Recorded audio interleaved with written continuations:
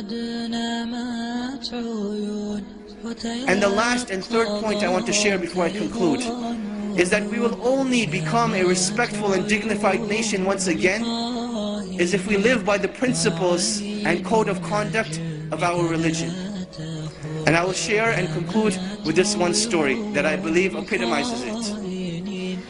During the time of Umar ibn Khattab radiallahu anhu, there were two men who brought in a young boy dragging into the courthouse. So Umar ibn Khattab radiallahu anhu, he asks him, what is this? What is going on? Why are you dragging him into the courthouse? They say, this boy, he killed our father. Umar ibn Khattab, he asks him, did you really kill their father? The boy says, yes, I did kill their father, but it was by accident. My camel, it used to tread on their property.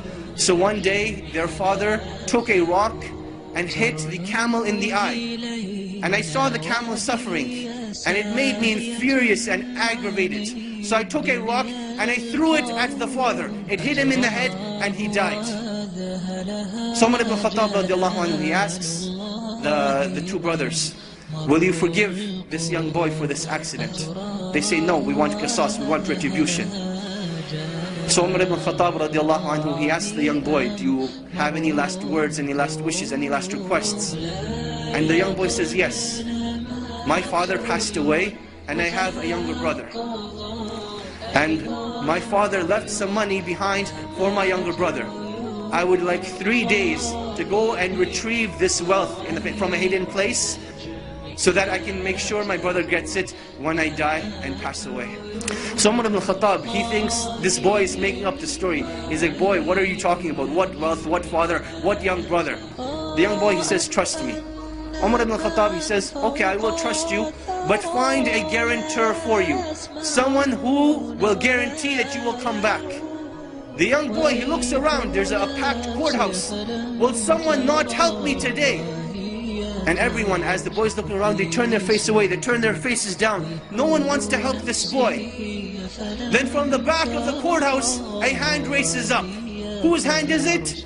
Abu Dhar al-Ghifari radiallahu anhu, the noble and illustrious companion who gave da'wah to so many of the tribes.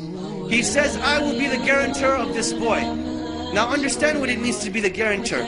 Meaning that if this boy does not come back, it is the head of Abu Dhar al-Ghifari radiallahu anhu that will be chopped off, that he will be killed. Abu Dhar al-Ghifari, he says, I will be the guarantor. So the boy goes away. The first day goes by, the boy is nowhere to be seen. The second day goes by, the boy is still nowhere to be seen. Asr time comes on the third day. The two brothers go to Abu Dhar al-Ghifari radiallahu anhu, and they say, come with us to the courthouse. It is time. Abu Dhar al-Ghifari radiallahu anhu says, I will come to the courthouse, but the day does not end until Maghrib. So now Abu Dhar al-Ghifari is walking through Medina with these two brothers. They're going to the courthouse. And the people of Medina are following behind them, all getting to the courthouse to see what is going to happen. It is now the talk of the town. You can imagine, minutes are going by, the courthouse is filling up, the anxiety is building up. Will Abu Dhar al-Ghifari have his life sacrificed for the mistake of a boy? And literally minutes before the adhan of Salat al-Maghrib, the boy rushes in. People are now shouting, they're happy, they're wondering what's going to happen, will everyone be forgiven, will everyone be happy, what's going to happen? So the boy comes in, the adhan for Maghrib hasn't gone.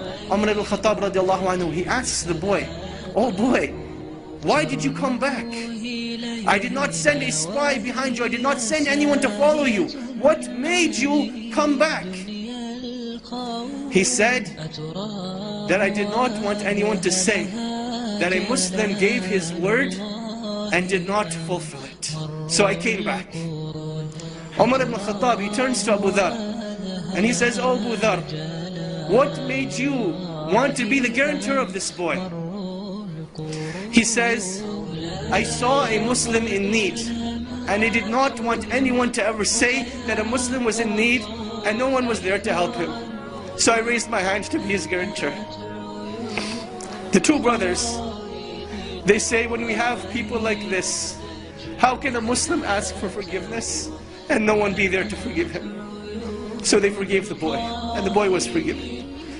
This was the legacy of Islam. This was the code of conduct. This is why during the Khilaf of Umar ibn Khattab, they were able to reach the border of China all the way to the south of France.